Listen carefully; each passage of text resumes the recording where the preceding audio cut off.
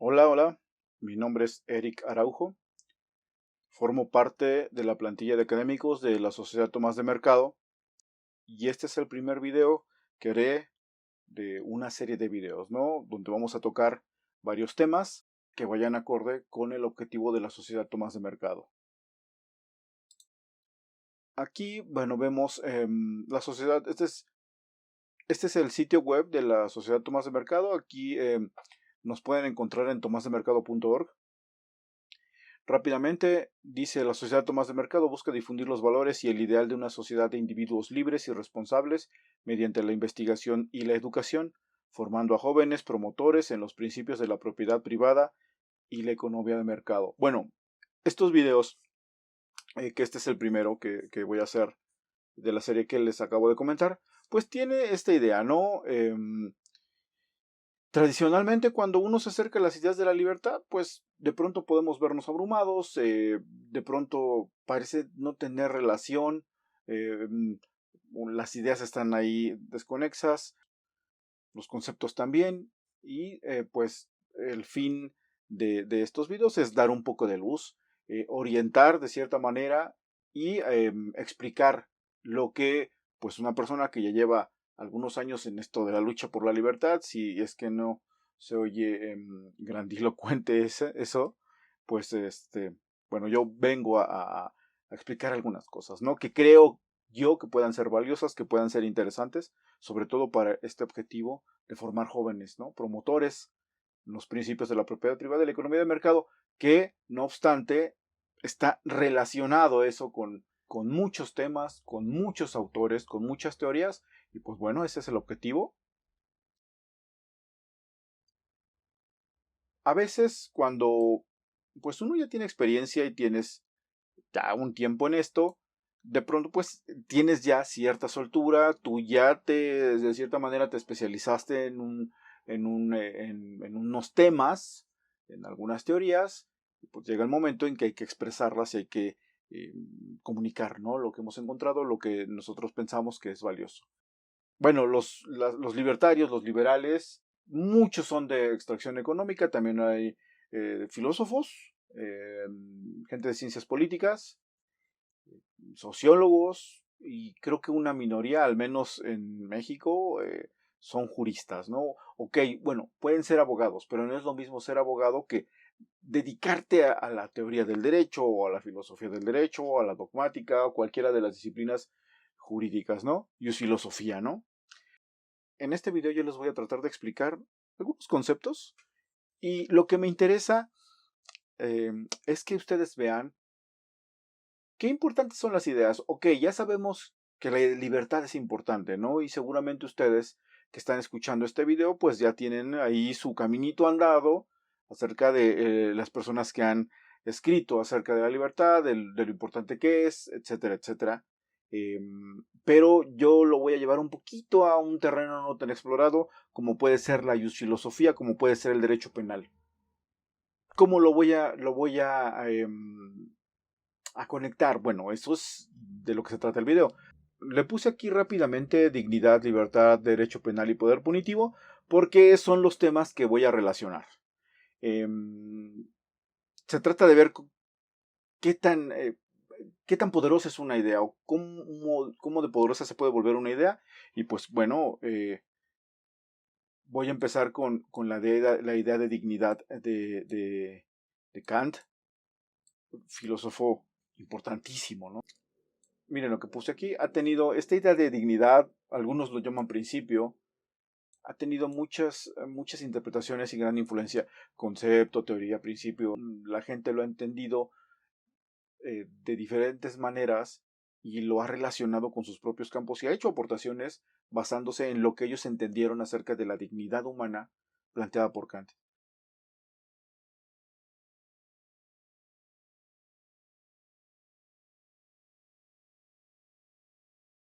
Aquí yo les puse eh, algo que encontré acerca de diversos autores. Por ejemplo, aquí dice la idea de la dignidad humana en Kant es una prolongación de la idea de libertad. ¿Ok? Dicho con otras palabras, la dignidad reside en la libertad, la moralidad, la racionalidad y la autonomía de la voluntad. Y el que escribió esto se apellida Borbolla. De hecho, aquí tengo yo el artículo. Es una persona del IPADE. Está aquí, miren. La dignidad humana en Kant. Y el que escribe se llama Luis Felipe Martí Borbolla. O sea, tiene poco que escribió esto. Profesor del área de factor humano. Lo importante es que veamos, no tanto que puso Borbolla, sino esta parte que me interesó, de que está hablando de la idea de dignidad humana en Kant, ¿no? Y cómo lo relaciona con la libertad, o sea, lo que cree el que escribió el artículo acerca de la idea de dignidad humana. Acá puse otra cita. Dice, mientras que algunos pensadores sostienen que se trata de un criterio ético fundamental, que ofrece también la base para la vincularidad jurídica, tanto para la política como para investigación genética y la biomedicina, otros se muestran escépticos respecto de los aportes y del alcance ético y jurídico que pueda tener el criterio de la dignidad humana. Aquí el que escribe pues es Michelini y tiene estos otros dos autores donde pues él se está apoyando, ¿no? Sería este artículo, aquí está, Dignidad humana en Kant y Habermas, Dorando J. Michelini. ¿Ok? Habrá que... Yo voy a poner en las referencias los artículos. No hay desperdicio, ¿eh? Sobre todo en estos temas, lo que importa es que nosotros lo relacionemos. Pasa que a veces, cuando uno todavía no tiene la solvencia, uno se empieza a trabar o trastabillas, se te empieza a hacer difícil el artículo y ya lo abandonas. Pero no atinas a relacionarlo a lo que ya sabes. Entonces yo creo que por ahí va el asunto de cómo podemos empezar a darnos cuenta de la profundidad y la importancia de ciertas ideas. ¿Qué más puse? Bueno, ya lo que yo quería. Eh, la idea de dignidad humana de Kant influyó en muchos pensadores. Uno de ellos fue Ansel von Feuerbach, nacido en Alemania en 1775 y contemporáneo de Kant.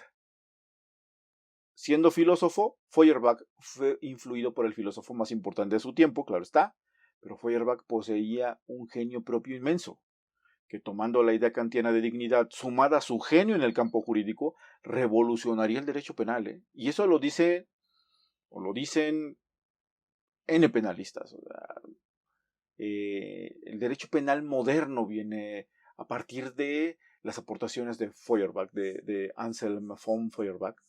Entonces, pues una persona súper importante que a los escasos 25, 24 años él ya estaba revolucionando. Él ya estaba revolucionando. Miren, vamos a ver aquí. Bueno, este es Anselm von Feuerbach. Vamos a ver un poco de su biografía. Nace en el 1775 y muere en 1833, de origen alemán.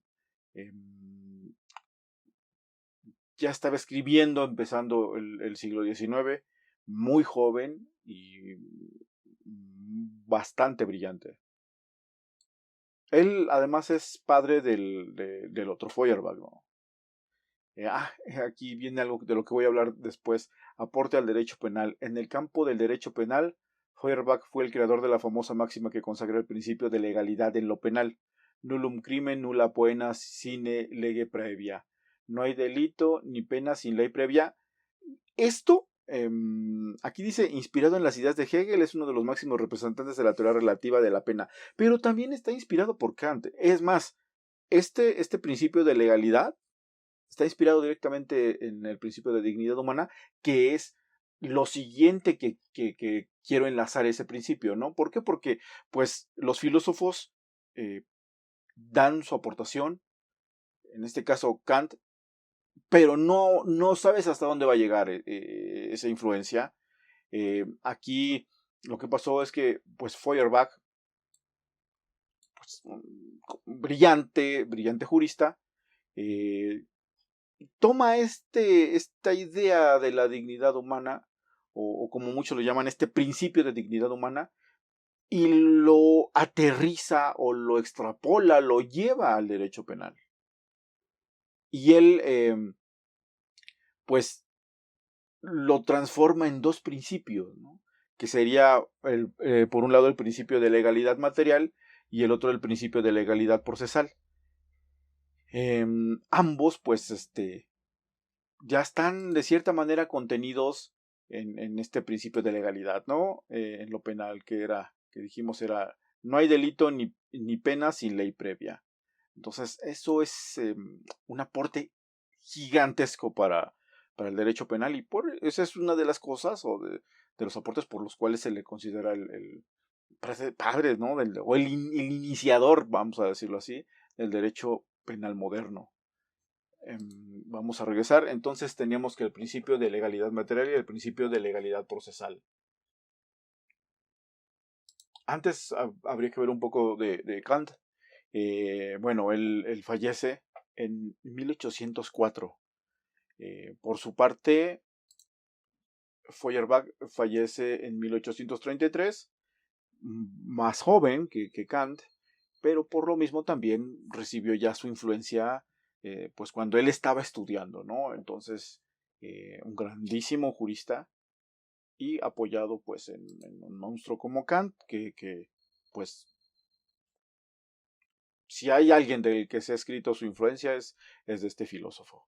Pero no vamos a hablar de eso porque vamos a hablar del principio de legalidad material y el principio de legalidad procesal. Que decimos es como Feuerbach lo transforma ese principio de dignidad y lo lleva a estos dos principios. ¿Y de qué se tratan estos dos principios? Bueno, aquí está. Esto es, dice, Feuerbach toma la idea de dignidad humana de Kant y la lleva al derecho penal en forma de dos principios, el principio de legalidad material y el principio de legalidad procesal. Para el no enterado, el principio de legalidad material no es otro que el que en latín reza nullum crimen nulla pena sine praevia lege y que se traduce como ningún delito, ninguna pena sin ley previa, que es lo que vimos ya en la página de Wiki, ¿no? Es decir, que para que una conducta, eso es lo importante, es decir, que para que una conducta sea calificada como delito, debe estar establecida como tal y con anterioridad a la realización de dicha conducta. O sea, debe estar ya el delito como tal, ¿no? En el Código Penal. Y además este principio prohíbe la creación de leyes ex post facto que no favorezcan al imputado. ¿Ok? Entonces, ¿de dónde sacamos esto? Bueno, si quieren una explicación más amplia, pueden fácilmente meterse aquí bueno, acá está, ya lo tengo. Revisen, por favor, el Instituto Gibo es un instituto mexicano. Radica en México y esta es su página, bueno, este es uno de los videos de YouTube. El doctor Rubén Quintino Cepeda es un penalista, es un penalista muy, muy solvente, muy, muy bueno.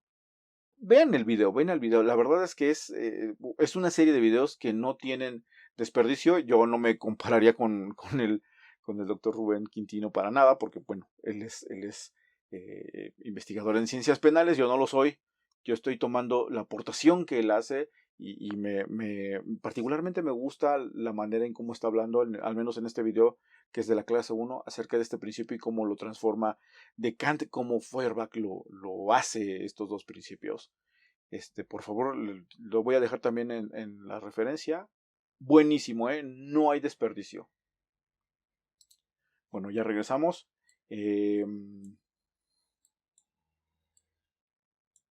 Ok. Ahora, el principio se encuentra en el artículo 11, en el numeral 2 de la Declaración Universal de Derechos Humanos del 10 de diciembre de 1948. Y sobra decir que también en multitud de ordenamientos a lo largo y ancho del mundo.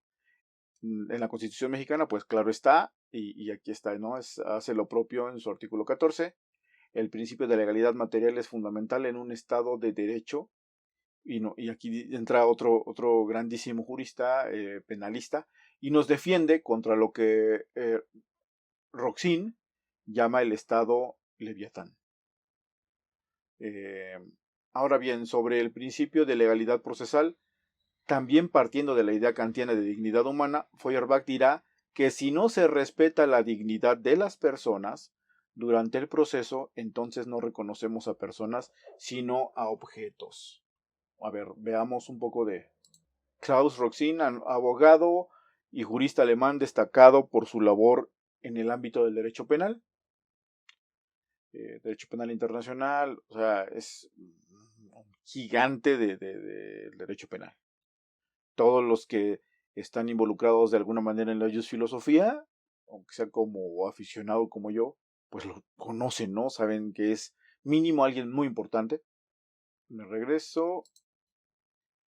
Que habla del Roxin, habla del estado Leviatán, ¿no? Vamos a ver qué más. Aquí tenemos. Bueno, aquí el Código Nacional de Procedimientos Penales. En México, el Código Nacional de Procedimientos Penales establece el deber de las autoridades de respetar la dignidad de la víctima y la dignidad del imputado. Sin dignidad del sujeto procesal se convierte en objeto procesal y entonces pues ya no estamos acorde, ya no estamos en sintonía con el principio de dignidad, el cual dice que tú eres un fin en sí mismo, ¿no? Entonces si tú no eres un fin, porque no te respetan tu dignidad, tú te conviertes en un objeto y como objeto eres medio para otro fin. Entonces, eres medio para un fin que no eres tú. Entonces ya no cumplirías el principio de dignidad o el principio de legalidad procesal. Dice, el principio de legalidad material y procesal no solo suponen deberes para las autoridades encargadas de ejercer el poder del castigo del Estado, sino también a legisladores y a jueces. Ok, el poder de castigo pues es el poder punitivo, ¿no? Y eso es muy importante, ¿por qué? Porque en general las personas que se dedican a la lucha por la libertad, de cierta manera dan por hecho que ellos saben derecho. ¿Cómo? ¿Quién sabe, no? Porque han leído algo de Hayek o algo o sea, han aventado algún video por ahí de algún jurista y entonces como que ya ellos ya saben. La verdad es lo que al menos yo he observado, hay bastante falta de conocimiento eh, pues de las ramas de jurídicas que existen, como si no importaran. O sea, sí se le da una especie de, se le relega cuando creo que este es uno de los principales errores que cometen los libertarios, los liberales, etcétera, y que además es el campo que creo yo tenemos más fértil. ¿Por qué? Porque básicamente está desierto. Entonces, pues, si ustedes quieren hacer una aportación a la lucha por la libertad, aprendan estas cosas. ¿Por qué? Porque, ok, yo estoy de acuerdo, es el Estado, en el caso de los que somos ANCAPs y anarcocapitalistas y tal, o los minarquistas, incluso los liberales, vemos al Estado así como que pues este ente que es inmoral. Bueno, los liberales no lo ven así, pero de todas maneras sabemos que es peligroso, que puede dañar. Ahora, ¿cómo te daña? Es que prohíbe, es que controla. Ok, pero yo quiero saber cómo. Una de las maneras es a través de su poder de castigo. Es una de las formas más claras y más estudiadas, debo decir, por los juristas, claro está. Sobre todo por los juristas, los penalistas. eh, em, y pues hay una tradición de liberales que, pues básicamente por eso se le dice a lo que conocemos nosotros como derecho penal, en realidad es derecho penal liberal. ¿Por qué? Porque tiene todas estas garantías, tiene todos estos recursos.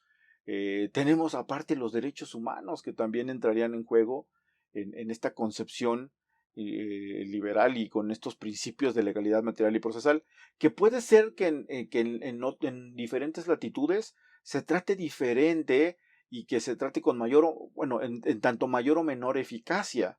Pero no quiere decir que no exista la doctrina, que no existan los conceptos. Allá están las teorías, allá están los libros y los autores, hay que ir por ellos. Y hay que hacerlos parte de uno. ¿Por qué? Porque entonces pues sí, ves el escorpión que puede ser el Estado, pero bueno, básicamente las tenazas no es lo peligroso será el aguijón, ¿no? Entonces hay que conocer las entrañas pues este leviatán, ¿no? Que nos está amenazando. Y si los libertarios o los liberales o lo que sean no avanzan en su conocimiento, pues solamente hablan de bulto. Que esa es una de mis preocupaciones. Y como miembro de la plantilla de académicos, pues de la Sociedad Tomás de Mercado, pues claro que me da esa preocupación y quiero hacer mi aportación.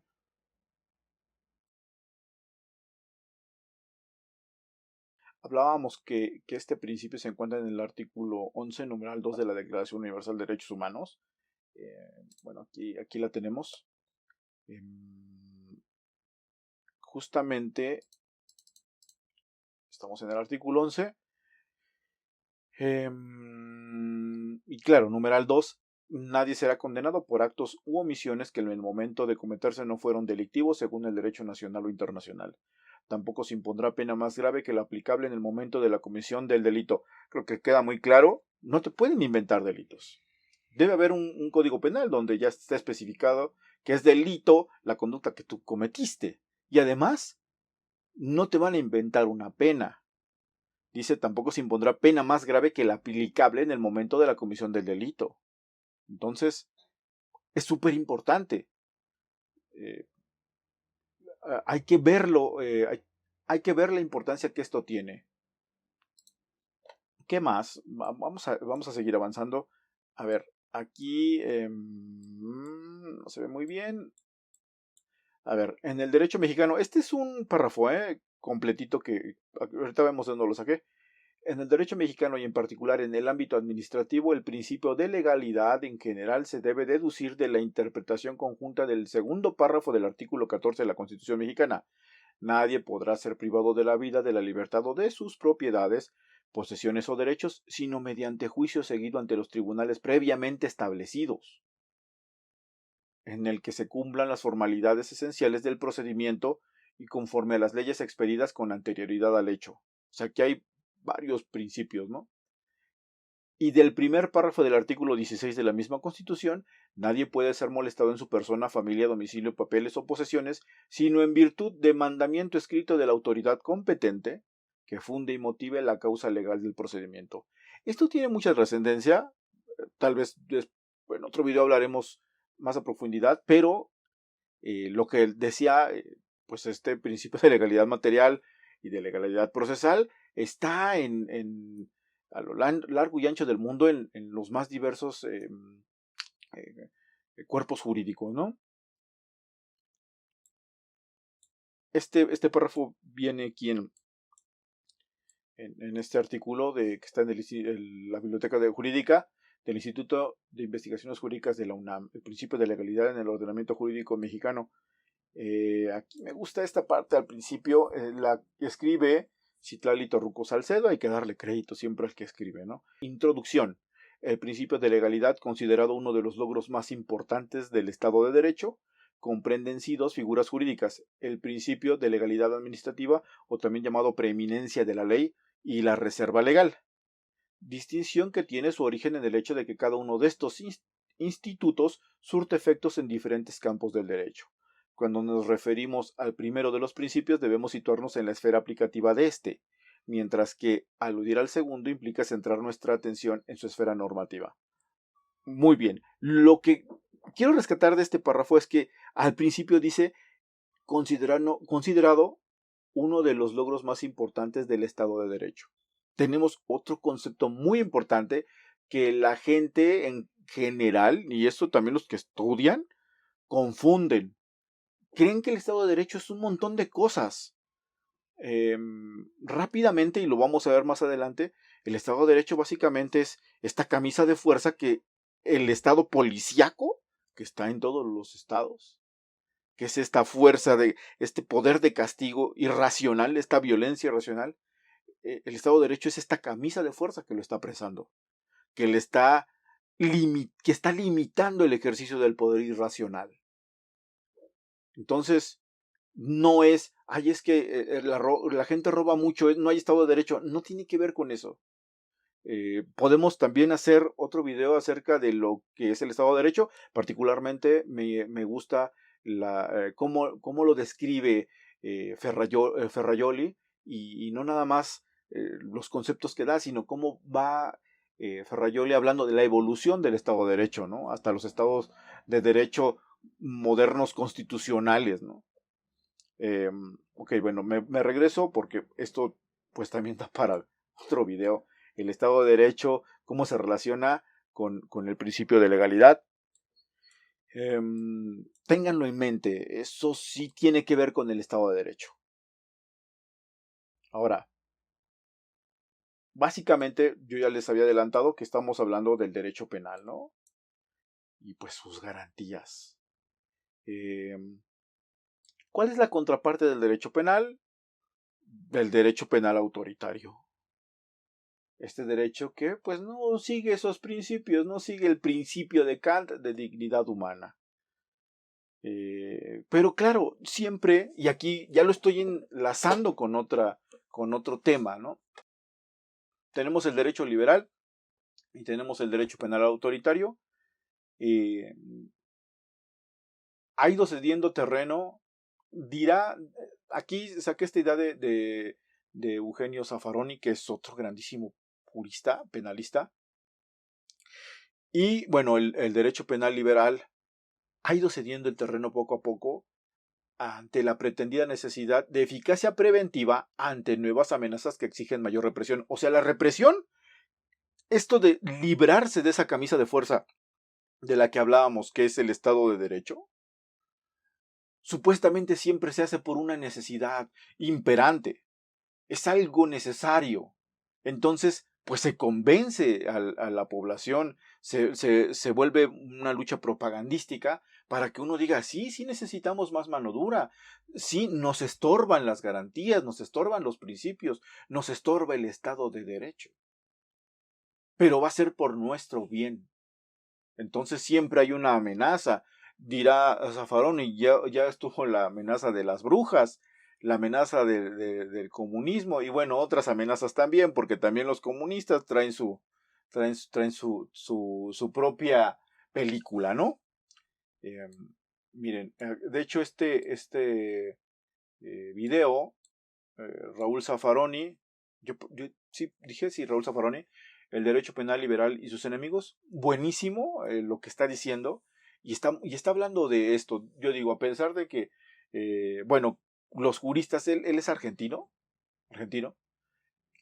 pero pues la economía que te enseñan en Sudamérica o en Latinoamérica, pues es esta economía cepalina, es esta economía con Marx, es esta onda del colonialismo, norte-sur, centro-periferia, todo. O sea, no podemos esperar mucho de los juristas en tanto que pues te dan un semestre de... Es más, aunque te dieran toda la carrera de economía, pues ¿qué te dan? O sea, básicamente es muy limitado y pues te darán, yo fui a en la facultad de economía de la UNAM nos daban creo 2 semestres y eso pues ahí lo que agarrarás. Yo pues ya venía de estudiar economía, pero la gente que no, pues básicamente está indefensa ante estas ideas ahí medio revueltas entre Cepal, Marx, keynesianismo y a ver qué sale, ¿no? Pues eso les pasa a todos. No tienes la misma disponibilidad de tiempo y necesidad de estudio de tu propia carrera, en este caso de abogado, ¿no? O de jurista. Eh, me voy a ir para acá un poco. Uno de los postulados, ya había hablado de esto, del autoritarismo es que es menester ceder garantías para aumentar la seguridad. Vean lo de la pandemia, es un ejemplo clarísimo. Es que como que esa gente que sale hay que reprimirla, no se pone cubreboca y pues la gente está de acuerdo. Pero ¿cómo llegas a eso? Claro que hay un aparato, pues propagandístico, ¿no? Y viene por diferentes lados. Vamos a ver acá arriba. Eh, Derecho penal liberal y sus garantías. A ver, miren, esto es también importante. De otro pensador como Bailone. ¿Qué está aquí recogido?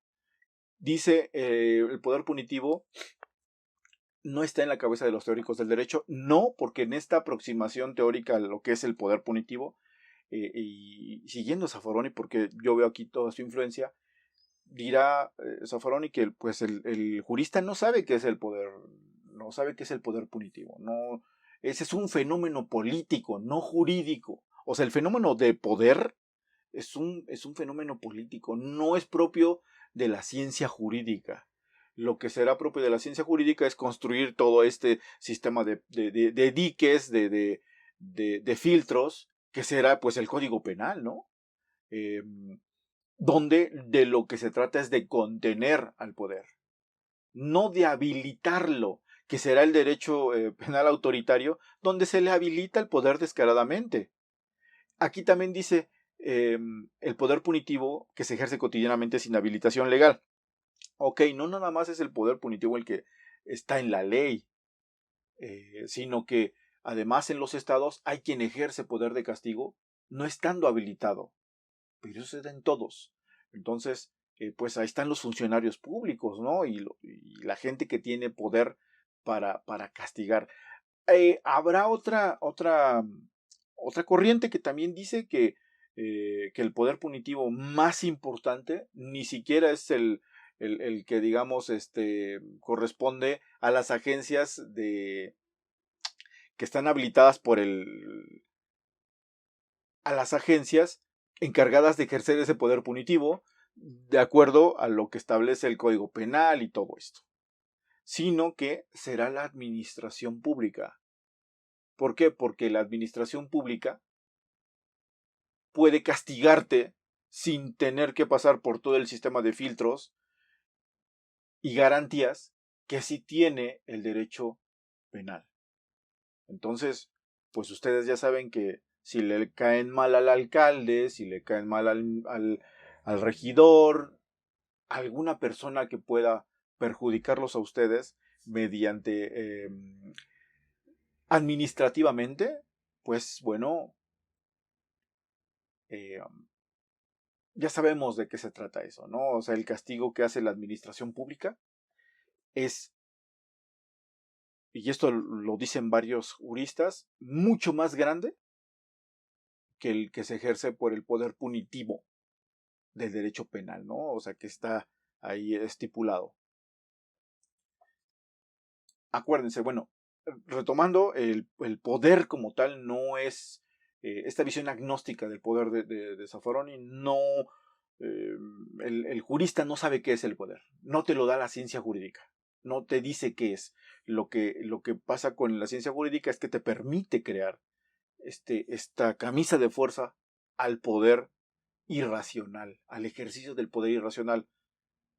¿Y quiénes son los llamados a contener ese poder? Pues los jueces. Y luego, ok, otra cosa que aquí se presume, claro, como hay una amenaza, y eso, una amenaza a nuestra seguridad, hay que ceder garantías. ¿Por qué? Porque se presume la eficacia del poder punitivo. Es decir, esta idea de que con el poder punitivo podemos hacer virtualmente cualquier cosa, es algo, una aportación muy grande de Zaffaroni, esta idea. Eh, Hablando de que el poder punitivo puede salvarte de la drogadicción, del tráfico de drogas, bueno, ahí junto, ¿no? Del cambio climático, de la homosexualidad, del comunismo, o del capitalismo, o de lo que sea que te pueda, la gente se imagine que hay una amenaza. Ah, entonces, ¿quién te va a ayudar? Dirán la gente que no distingue bien los conceptos, el derecho penal. Bueno, más bien el poder punitivo, que no es lo mismo. Cuando la gente dice es que hace falta ahí el derecho penal, no, lo que tú estás pidiendo es el poder, esta violencia, ¿no? Esta capacidad de castigar del Estado. ¿Cómo nos llega esta supuesta eficacia del poder punitivo? Bueno, hay un discurso legitimante de los periodistas, todo esto es Zaffaroni, que basa la eficacia del poder punitivo en lo que se llama prevención general negativa, o sea, la disuasión, que el castigar a alguien que comete un delito, esa disuasión que traerá en las demás personas, ¿no? Atemorizar a los tentados de delinquir. Entonces, pero aquí dirá Oye, pero entonces tú no ves al otro como un fin en sí mismo, sino que vas a usar su dolor como escarmiento para el resto, como amenaza para el resto. Y entonces como que el principio de dignidad, ay, ahí como que no queda, ¿no? Porque tú ya no eres un fin en sí mismo. Pero ¿qué pasa con los juristas? Tienen otra manera otro discurso legitimante de la supuesta eficacia del poder punitivo, que se llama prevención general positiva, o lo mismo que es el reforzamiento de la confianza pública en el sistema, el prestigio del Estado en poder resolver cosas, problemas, combatir amenazas a través del poder de castigar. Entonces, ¿aquí qué pasa? Explotas el prejuicio y la falta de información del público. Y surge esta falsa dicotomía entre seguridad y garantías. Seguimos avanzando, ya casi terminamos para no cansarlos.